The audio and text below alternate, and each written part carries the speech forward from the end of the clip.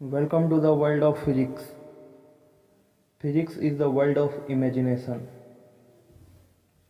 If someone say physics is very hard, then it's wrong. Physics is not very hard, but you have to make physics easy.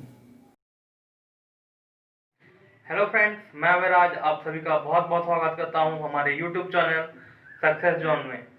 Friends, हम लोग इससे पहले वाले video में अभी तक हमने जितना क्लास कर चुका था वो कूलम्ब्स लॉ तक था। उसके बाद आज हमको पढ़ना है Coulomb's law in vector form. हमने कूलम्ब्स लॉ में क्या देखा था? कूलम्ब्स लॉ में हमने देखा था जो हमको मिला था कूलम्ब्स लॉ से फॉर्मूला फोर्स का, F is equal to 1/4 pi epsilon not Q1 Q2 by r square. इसको हमने कल पढ़ लिया था, यहाँ तक हमने प्रूव कर लिया था। इसमें क्या है, ये इससे आपको हमको क्या मिल रहा है? मैग्नीट्यूड मिल रहा है। इसमें डायरेक्शन का तो कहीं कोई जिक्र नहीं है, लेकिन वेक्टर फॉर्म वेक्टर फॉर्म में हम जो पढ़ेंगे उसमें हमको फोर्स का डायरेक्शन भी मिलेगा। बस यही अंतर है कूलम्ब्स लॉ और Coulomb's law in vector form में। वेक्टर फॉर्म में हम इसके डायरेक्शन के साथ पढ़ेंगे, फोर्स किस और लग रहा है उससे हम कैलकुलेट कर सकेंगे कि चार्ज पॉजिटिव है नेगेटिव है। तो चलिए हम स्टार्ट करते हैं Coulomb's law in vector form. तो देखते हैं, जैसा हमने कल देखा था, अगर हमारे पास 2 पॉइंट चार्ज है Q1 एंड Q2, दोनों पॉजिटिव। जब हम साइन या कन्वेंशन कुछ नहीं लिखते हैं तो हमको पता है ये दोनों पॉजिटिव चार्ज है। अब पॉजिटिव चार्ज में क्या होता है? लाइक चार्ज रिपेल करता है, ये हम जानते हैं, और अनलाइक चार्ज अट्रैक्ट करता है। अब कंडीशन देखना यहाँ होता क्या है, ये सेपरेट डिस्टेंस है, r की डिस्टेंस से ये सेपरेट है। अब यहाँ होता क्या है कि जब ये पॉजिटिव चार्ज है, ये भी पॉजिटिव चार्ज, दोनों को रिपेल कर रहा है, तो इसका रिपेल करने का फोर्स किधर लगेगा? इधर। और इसमें फोर्स किधर लगेगा? इधर। तो हमने देखा था चार्ज के मैटर में क्या जो फोर्स लगता है वो वर्टिकली लगता है क्या? जब हमारे पास दो चार्ज है Q1 और Q2, तो हमने देखा था चार्ज ऐसे या ऐसे लगता है? नहीं, हमने चार्ज कहाँ लगता है? चार्ज सेंटर पे लगता है। जो स्ट्रेट लाइन बनता है, जैसे एक चार्ज हमारा यहाँ एक चार्ज यहाँ है, तो इसके सेंटर से जो स्ट्रेट लाइन बनेगा इसमें फोर्स लगता है। ऐसा नहीं कि फोर्स वर्टिकली लग जाए या फोर्स इधर लग जाए, वो फोर्स स्ट्रेट लगता है। तो यहाँ तक हमने बात कर ली थी, ये छोटा सा रिवीजन जरूरी था यहाँ पे। अब होता क्या है, Q1 में फोर्स इस साइड लग रहा है और Q2 में फोर्स इस साइड लग रहा है। सॉरी, ये 2-1 फोर्स तो इधर लग रहा है, लेकिन इसका position vector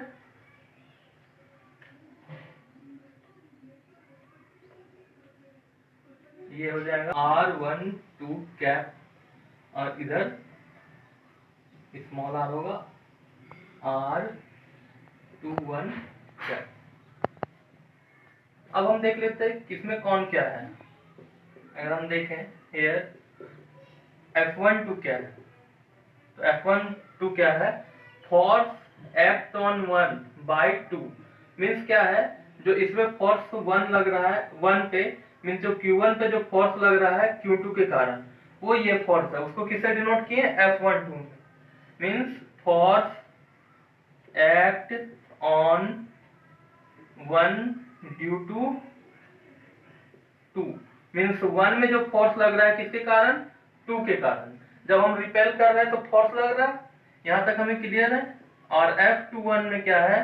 force act on 2 due to 1, जो 2 है, 2 में जो फोर्स लग रहा है किसके कारण? 1 के कारण। और हमारे पास एक और टर्म यहाँ, दो टर्म है, unit vector R1 cap, R12 cap. तो ये क्या है? तो R12 कैप क्या होगा? Unit vector directed along F12 force, जो फोर्स लग रहा है, तो तो इसके अलोंग में जो देख रहे हैं फोर्स कहाँ से लग रहा है, यूनिट वेक्टर इसके अलोंग से, और unit vector r21 cap is equal to होगा unit vector directed along which force F21, जो F21 पर जो फोर्स लग रहा है, सॉरी R21 कैप पे जो फोर्स लग रहा है किस साइड से लग रहा है, इस साइड से। किस पे लग रहा है, F21 किस फोर्स पे, F21 फोर्स पे। तो ये हमने देख लिया जो चार न्यू टर्म हमारे पास आए उसको हम क्या बोलते हैं, उसको हमने ये देख लिया। अब हम इससे आगे बढ़ते हैं। इससे जब हम आगे बढ़ते हैं तो आप चाहे तो इसका स्क्रीनशॉट ले सकते हैं, और जब इससे हम फर्दर आगे बढ़ते हैं तो क्या होता है, हमने क्या देखा था कल कूलम्स लॉ में, अभी भी मैंने लिखा था 1/4 pi epsilon not Q1 Q2 by r²। ये जो बेसिक है कूलम फोर्स, इसका फॉर्मूला जिससे हम ऑब्जर्व किया था कूलम फोर्स के बारे में। अब उसी चीज को हम यहाँ अप्लाई करते हैं तो क्या होता है, हम अप्लाई करते हैं फोर्स F21 के लिए। F21 के जो Q2 पे चार्ज है, F21 पे कितना फोर्स लग रहा है, तो क्या कल का ही फॉर्मूला से 1/4 pi epsilon not Q1 Q2 by r²। और यूनिट वेक्टर यहाँ क्या होगा, ये 21 है, ये फोर्स इधर से लग रहा है, तो इसके लिए यूनिट वेक्टर क्या होगा, r12 कैप। इसको हम इक्वेशन 1 मान लेते हैं। अब हम फोर्स इस पे लिख लिए, अब हम इस पे लिखेंगे, इस F12 के लिए लिखते हैं। तो फोर्स 12 कैप, ये फॉर्मूला वही होगा 1/4 pi epsilon not Q1 Q2 by r²। लेकिन इस बार यूनिट वेक्टर क्या होगा, फोर्स का F12 पे जब फोर्स निकाल रहे हैं यूनिट पोजीशन वेक्टर इस साइड से होगा, इसी के लिए क्या होगा r1 r21 कैप। इसको हम इक्वेशन 2 लेते हैं। हमने ये ऑब्जर्व किया कल जो हमने पढ़ा था उसी का हेल्प से हमने ये यहाँ तक लिख दिया। अब इसके आगे हम देखते हैं क्या होता है। इसके आगे जब हम देखते हैं तो आप देखते हैं r12 कैप और r21 कैप, ये क्या है, ये फोर्स एक दो दूसरे के अपोजिट लग रहा है। हम किसी भी चार्ज को लेते हैं पॉजिटिव पॉजिटिव, तो हम क्या देखते हैं, ये रिपेल करता है, बट दोनों क्या करता है, दोनों अपोजिट डायरेक्शन से रिपेल करता है। जब अट्रैक्ट भी करता है, जब चार्ज एक दूसरे को अट्रैक्ट भी करता है तो फिर भी क्या करता है, वो एक दूसरे के अपोजिट डायरेक्शन से अट्रैक्ट करता है। तो यहाँ r1 cap equal to r21 cap लिख सकते हैं, लेकिन माइनस में। कैसे, क्योंकि जो यहाँ इसका जो डायरेक्शन है वो एक दूसरे के अपोजिट है। तो जब हम इसको ये लिखते हैं तो अब हम इक्वेशन 1 में देखते हैं तो क्या चेंज आता है। अगर हम इस r12 कैप का वैल्यू इक्वेशन 1 में रखते हैं तो क्या होता है,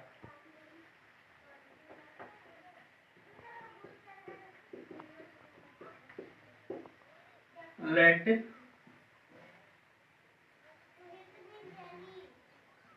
put the value of r12 cap in equation 1। तो हम इक्वेशन 1 में रखेंगे तो क्या होगा, तो ये हो जाएगा F21 equal to 1/4 pi epsilon not Q1 Q2 by r² into जो है r12 कैप के जगह क्या हो जाएगा, माइनस r21 कैप। इसको यहाँ ना लिख के हम लिखते हैं इसको डायरेक्ट, यहाँ माइनस दे देते हैं, इसको हम इक्वेशन 3 मान लेते हैं।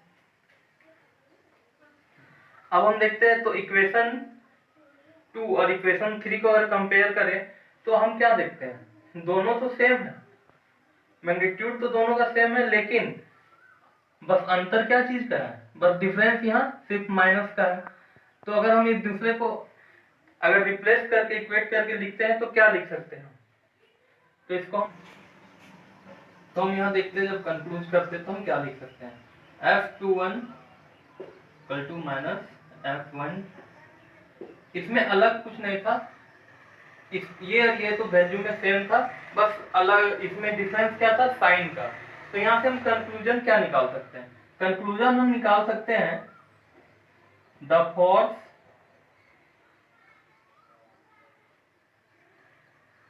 exerted upon 2 point charge are equal and opposite। यह चीज तो Newton third law of motion भी तो बोलता है, क्रिया के बराबर तथा विपरीत प्रतिक्रिया होती है। सेम चीज यहाँ पे भी वही रूल को भी फॉलो करता है। तो फ्रेंड्स, ये था हमारा Coulomb's law in vector form. हम लोग अगले क्लास में पढ़ेंगे कूलम्ब्स लॉ पोजीशन वेक्टर के रूप में। उसमें यहाँ तो 2 चार्ज था, उसमें चार्जेस 2 से ज्यादा रहेंगे, तो वह हम कैसे कैलकुलेट करेंगे, तो उसके बारे में हम पढ़ेंगे। तो फ्रेंड्स, आज का वीडियो हमारा कैसा लगा आप हमें कमेंट करके बता सकते हैं। अगर इससे रिलेटेड कुछ क्वेरी हो तो आप हमें वहाँ क्वेश्चन पूछ सकते हैं, आपको वहाँ जस्ट जल्दी से जल्दी आपको वहाँ रिप्लाई मिल जाएगा। तो फ्रेंड्स, हमारे चैनल को शेयर करते रहिए, सब्सक्राइब करते रहिए, घर में रहिए, सुरक्षित रहिए। जय हिंद।